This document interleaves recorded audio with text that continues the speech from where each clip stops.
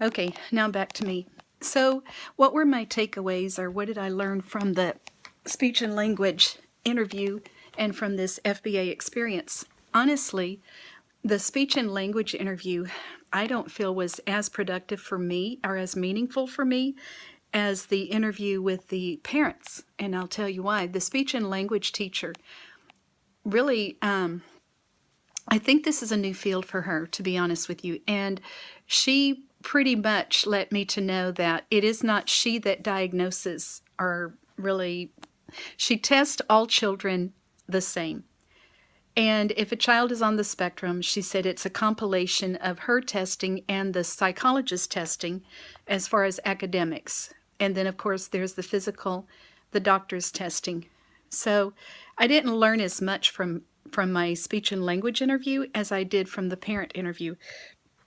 And then the second part of our video journal is what did we learn from this FBA process? Oh my goodness, I could write a book, and I'm sure it has been done. So much did I learn. I have gone back over and over. I love the IRIS. First of all, I love the IRIS modules.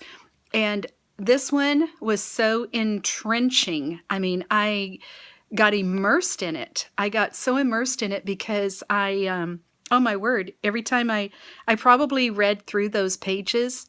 I think it was week 5, it was first assigned. I read through them 2 or 3 times week 5, 2 or 3 times week 7, and again on 6, and now again on 7, because there was so much information.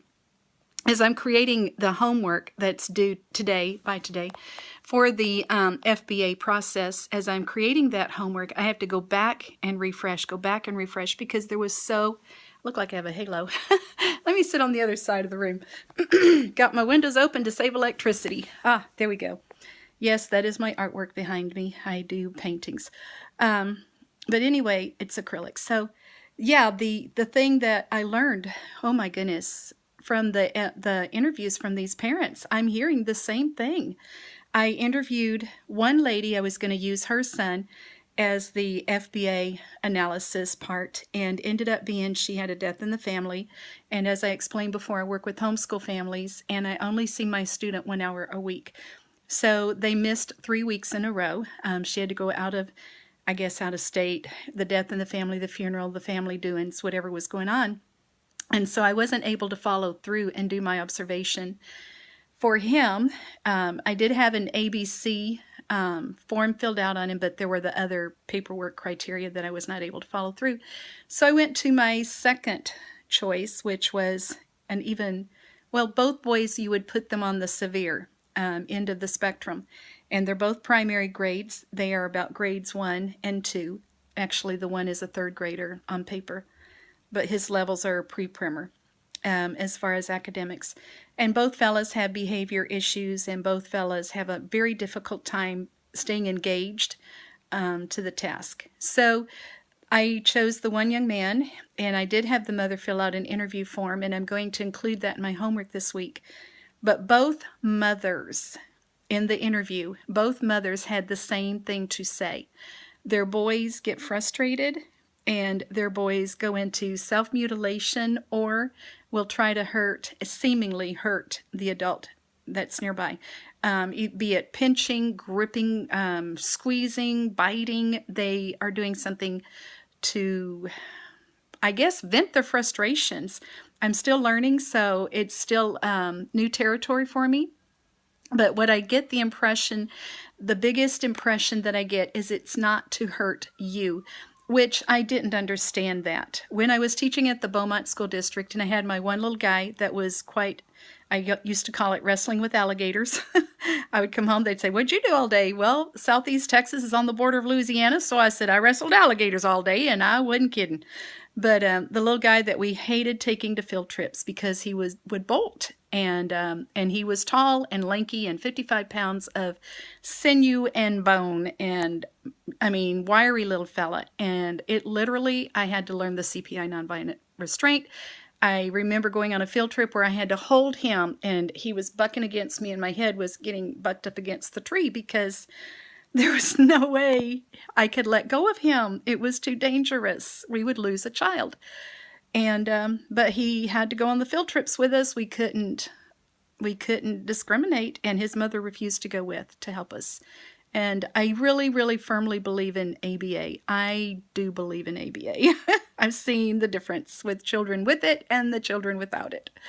But parents have their rights, and I guess they choose. But anyway, back to this interview. Both mothers, their cry that they are just so at their wits' end is basically communication. And I know that goes into the social behaviors and the communication, and speech and language can help and all of those things. My middle school fella, that's also on the severe end of the spectrum, if you will, he has come a long way. But it's because of the consistency of the parents, the consistency of the SLP and myself. He's now in a social group, and he is learning niceties. Very well, thank you, and how are you? I mean, he's really come a long way. But these two little primary fellas, they get frustrated. The one fella gets frustrated if the iPad doesn't work just right, or if it buffers or whatever, and it's seemingly they're attacking their mom, but they're not really attacking their mom. Now, the school psychologist told me that when they bite, it's a sensory seeking thing, and so it's, has something to do with sensory. So really, I've learned tons. Oh my word, I have learned a lot, and a lot more to learn still. I'm not anywhere near where I want to be in this process. There's just so much to learn. I see them at 6 minutes. I try to keep these under 10. In respect of your time, as you can see, I could go on and on because it's just a whole new world for me. It's just opened up so many things that I'm learning. And what did I learn from the FBA process, part 2? 4 minutes. What I'm learning from the FBA process is to slow my ADHD self down and take note. Notice what's going on. You notice I cast my eyes away. I can't look at myself. I see my Mama Dissatel. I see my dad, who is Cajun, Louisiana. I see my heritage when I'm talking. My mouth, the movements, everything. It's kind of freaky. But anyway, the takeaway that I got from the FBA process is one day I did sit and observe. I'll call him Do, this little guy Do, and I did observe him and was actually had 30 minutes, and I'll put all this in my report, while the SLP worked with him trying to get him tested for our triennial.